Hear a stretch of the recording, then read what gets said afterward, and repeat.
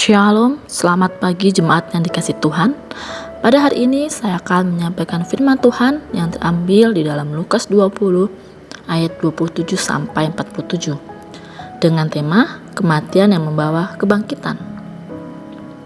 Kematian merupakan sesuatu yang misterius dan tidak bisa ditebak kapan itu terjadi pada seseorang dan bagaimana caranya.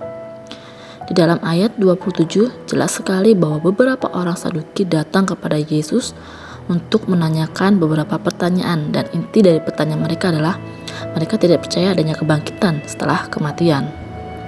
Sebab orang Saduki menjalankan tradisi yang terdapat dalam kitab Taurat, yaitu hukum Musa, tanpa menerima penjelasan.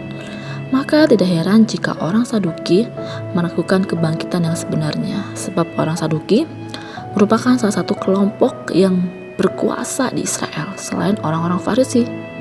Selama masa Yesus dan zaman Perjanjian Baru, orang Saduki adalah kelompok bangsawan.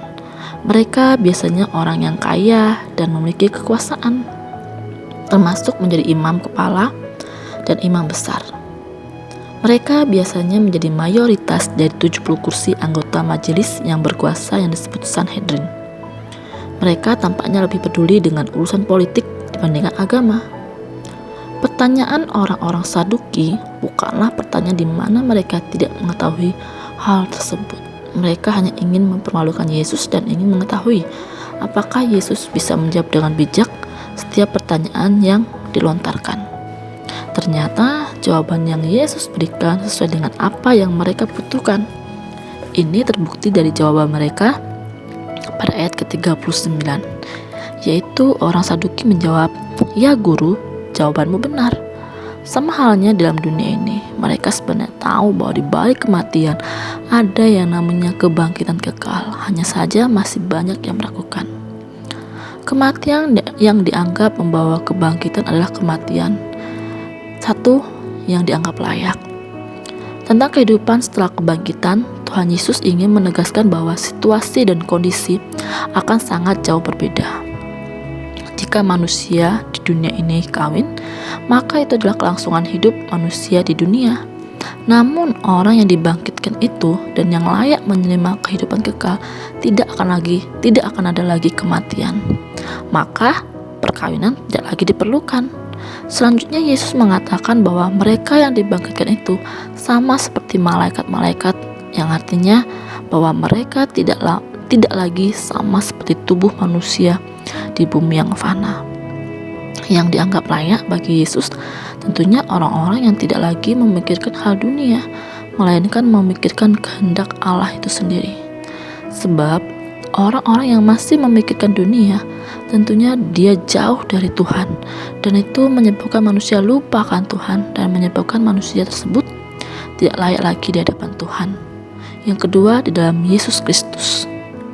Saat ini banyak sekali ajaran-ajaran yang mengajarkan tentang keselamatan, dan bahkan mereka mengaku sebagai turunan nabi atau sebagai nabi itu sendiri.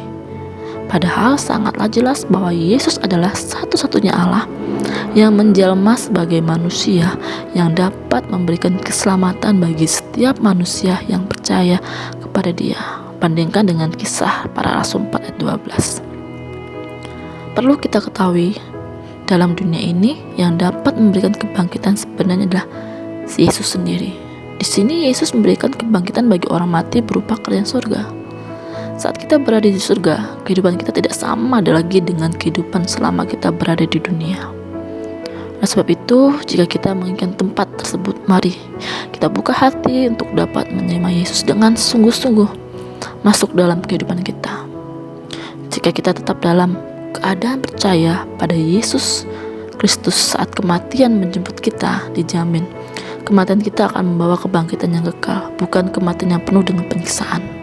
Oleh sebab itu, hati-hati, jangan biarkan diri kita dipengaruhi oleh ajaran-ajaran yang mengaku membawa keselamatan, tetapi mereka sendiri tidak melakukannya apa yang firman Tuhan katakan.